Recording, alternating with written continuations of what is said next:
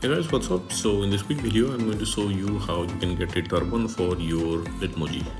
So tap on your profile image on the top left corner of the screen. Okay, now tap on your Bitmoji. Okay, now on the left of the screen you will see fashion. Tap there.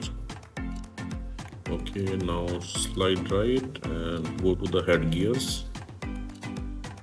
Okay, here tap on the filter, cultural headwear, and apply.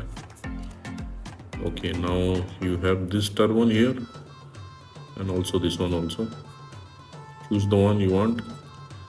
Let's go with this one. To change the color, what you can do, on the right you have this color selectors. Select the color you want.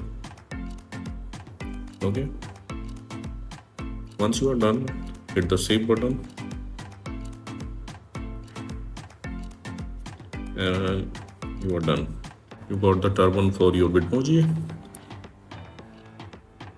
So that's it guys. Likewise, you can get a turban for your Bitmoji. So thanks for watching the video guys. See you on the next.